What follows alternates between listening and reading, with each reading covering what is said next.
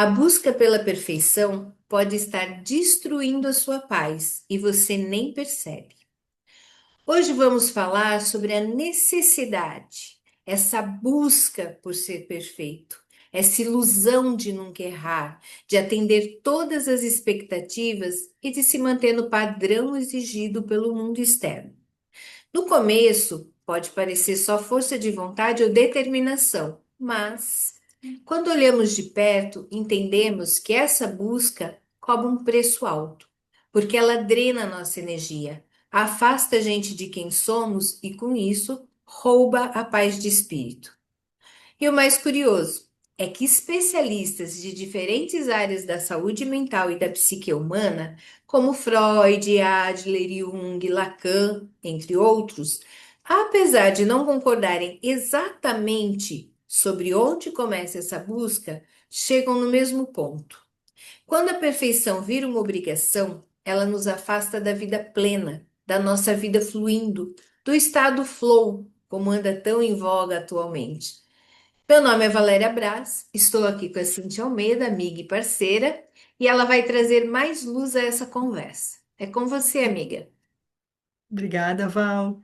Então, pessoal, vamos continuar explicando um pouquinho, né, dessa procura da perfeição que acaba nos afastando de nós mesmos.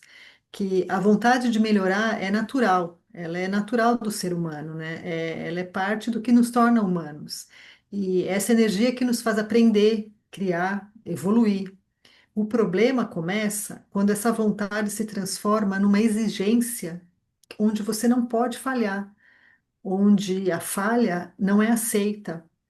Quando não aceitamos essa ideia do que somos, por definição, imperfeitos. Nós temos os nossos defeitos, as nossas qualidades e a gente está buscando uma evolução, mas a perfeição não existe como a gente imagina, né, que ela seria aquela perfeição. Nós somos perfeitos do jeito que somos, não aquela perfeição ideal que vem das ideias realmente, né, daquilo que foi colocado para a gente. Alguns estudiosos, eles acreditam que essa busca começa cedo. Freud, por exemplo, aponta que experiências lá na primeira infância, especialmente no momento em que a criança aprende sobre regras e controles. Aí sim pode gerar um padrão interno de cobrança. Adler, por outro lado, ele foca nas relações. Para ele, o perfeccionismo nasce do sentimento de inferioridade e da necessidade de ganhar aceitação no grupo, aquele famoso pertencimento. Jung vê como uma fuga de inseguranças profundas, e Lacan fala sobre um vazio interno que tentamos preencher ao seguir padrões do outro, ou seja, da sociedade. Já Skinner e Beck explicam que esse comportamento é aprendido e reforçado. Quando fazemos algo impecável e recebemos elogios, reforçamos esse ciclo. E há quem diga que, mesmo com uma infância equilibrada, é possível desenvolver esse padrão na vida adulta, seja por entrar em um ambiente de trabalho muito competitivo, viver relacionamentos exigentes ou se comparar constantemente nas redes sociais. E apesar dessas diferentes leituras, todos concordam numa coisa: viver tentando ser perfeito é como correr uma maratona sem ter uma linha de chegada. É exaustivo e, no longo prazo, nos afasta do prazer de viver, né, Val? Agora ela vai aprofundar um pouquinho mais ainda nesse assunto. Gente, antes da gente falar dos impactos, vale entender uma coisa. A busca pela perfeição, ela não acontece do nada, ela não surge do nada. Existe algum processo por trás que te leva a essa necessidade de mostrar o quanto você é bom ou o quanto você pode ser perfeito. E aí são muitas variáveis que a gente poderia entrar. que não é o caso agora. Mas que fique claro, pode começar na infância.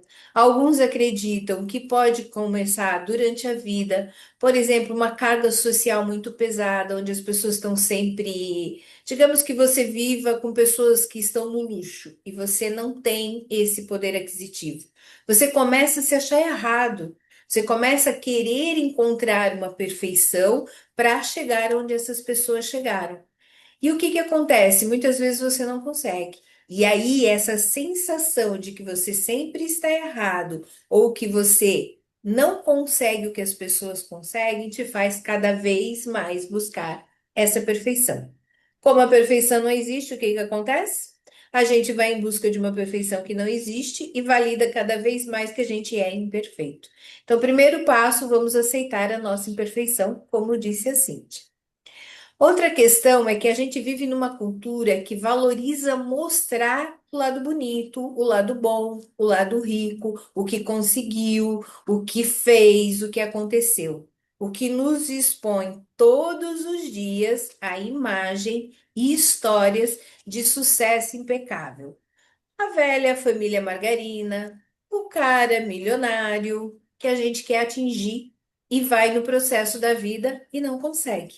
Isso nos leva mais uma vez à validação de que somos imperfeitos. Aí a gente de novo cai. Então agora eu vou fazer aquele curso porque aí eu vou conseguir entender e vou fazer. Não, agora eu vou entrar nesse local, vou fazer tudo bem direitinho, certinho, perfeito, impecável. Só que isso não existe. Mais uma vez, a gente cai na imperfeição.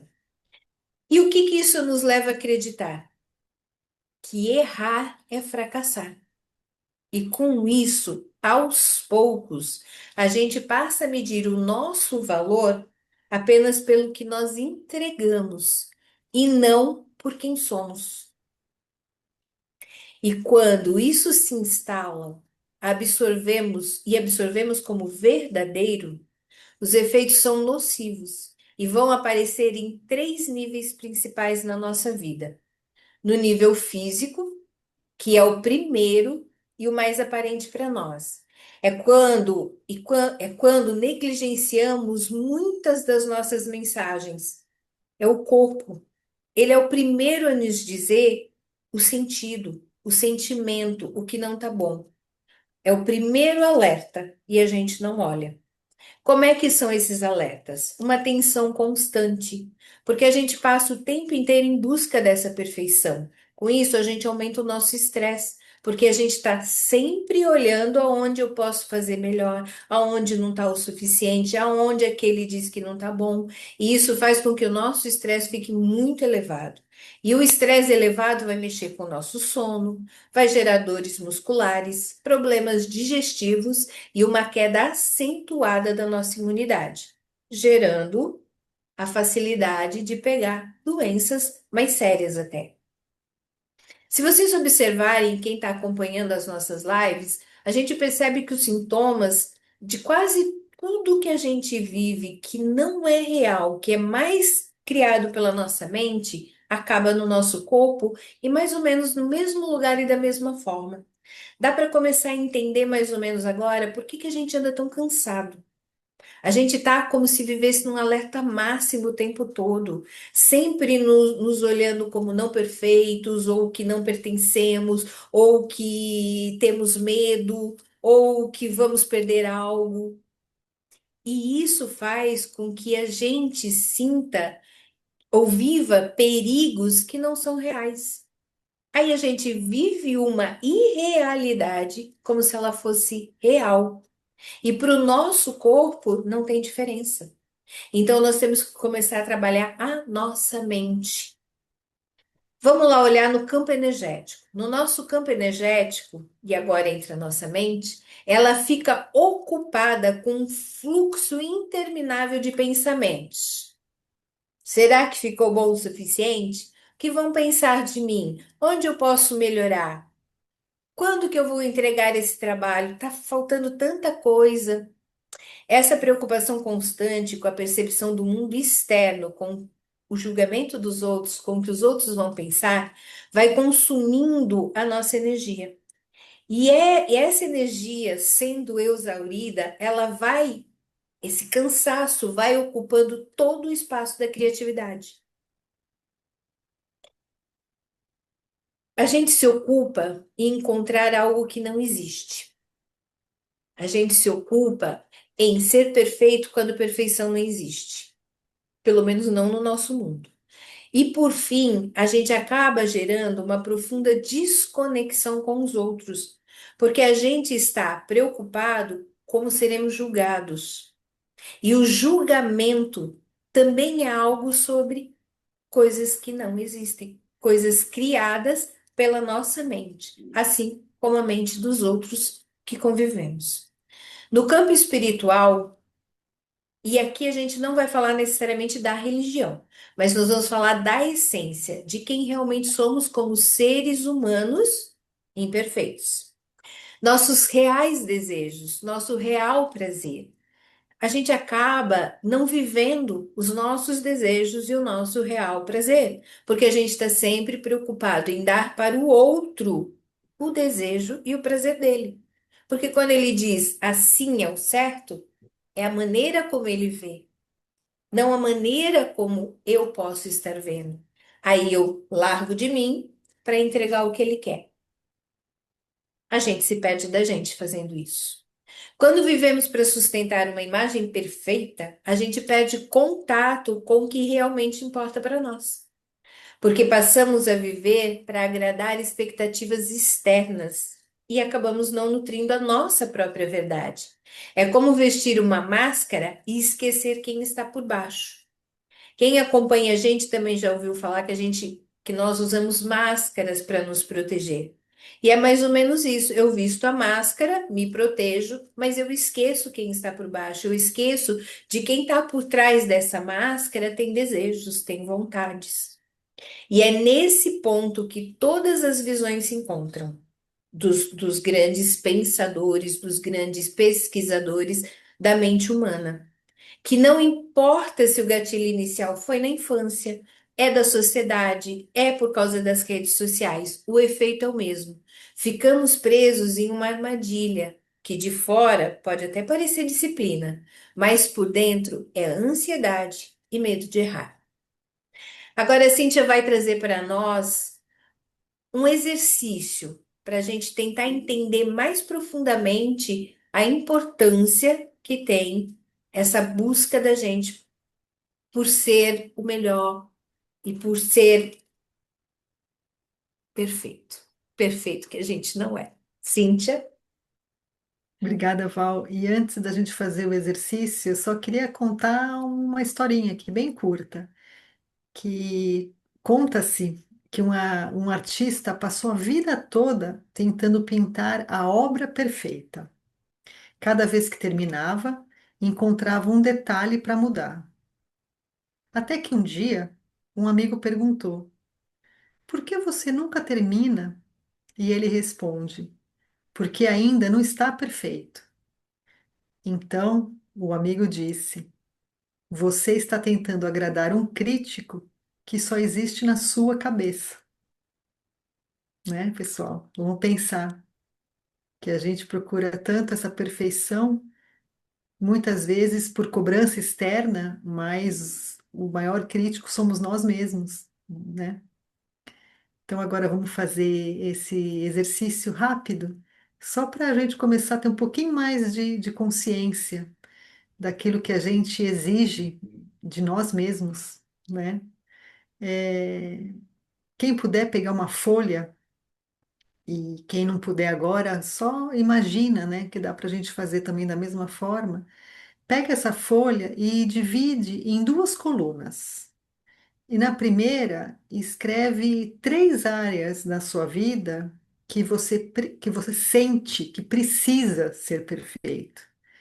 E na segunda, anote o que realmente aconteceria se eu fosse apenas bom o suficiente e escolha uma dessas áreas e hoje faça algo propositalmente simples, sem revisar 1000 vezes ou tentar consertar cada detalhe como o pintor. da historinha. No fim do dia, percebe como se sentiu, mais leve, mais livre, ou talvez até mesmo igual, mas com muito menos esforço. E com esse exercício, a gente começa a perceber, como eu disse anteriormente, que muitas cobranças, ela não vêm de fora, são ecos internos, cobranças internas nossas que podemos aprender a silenciar, né, Val? E aqui vale a gente fazer aquilo que a gente fala sempre: autoconhecimento é tudo. Quanto mais a gente vai olhando as questões da psique humana, as questões daquilo que a gente cria com a mente, mais a gente vai percebendo a importância da gente se autoconhecer, que é a partir desse autoconhecimento que a gente consegue olhar essas questões, sejam lá de onde elas vieram, mas olhar e fazer essa mudança, fazer com que esse ciclo se modifique para um ciclo mais próspero, para um ciclo de menos dor, né? Isso é muito importante, realmente. A historinha, adorei a historinha. Gente, nós vimos que, independente do que cada estudioso da psique humana ou de que cada terapeuta, psicólogo possa dizer, é unânime que eles, mesmo pensando diferentes, eles chegam ao mesmo ponto. Eles concordam que quando a perfeição passa do saudável para o obsessivo, ela nos afasta da vida que a gente quer viver. E isso é muito importante para que todos olhem. Essa busca pela perfeição nos tira completamente a paz de espírito, porque ela não existe. É uma busca por algo que a gente nunca vai encontrar. E ela não é baseada nos nossos desejos, ela é baseada no olhar do externo, naquilo que o externo diz que é daquela forma, que nem sempre é, como as redes sociais nos mostram diariamente. Na próxima live, a gente vai falar como transformar a autocrítica em uma aliada. Por que a autocrítica? Porque a busca pela perfeição nos leva à autocrítica. Por isso a gente vai trazer esse assunto, para que ela deixe de ser um chicote e passe a ser um guia para o crescimento real, autoconhecimento. E a gente deixa com vocês agora uma frase para vocês pensarem, junto com aquela que a Cíntia deixou. Quando me aceito como sou, então posso mudar, de Carl Rogers. Se eu não me engano, foi na nossa primeira live que a gente colocou essa frase. E eu diria que essa frase pode nos acompanhar em todas as lives. Que o primeiro passo para tudo que a gente fala é nos aceitarmos como somos. Tanto o lado sombra, os nossos probleminhas, os nossos defeitinhos, como as nossas qualidades que não são poucas e a gente teme não olhar. É isso, gente. Finalizamos. Até a próxima terça-feira. Cíntia, adorei a história, Cíntia. Obrigada, Val. Beijo. Obrigada, pessoal. Até a próxima. Tchau, tchau.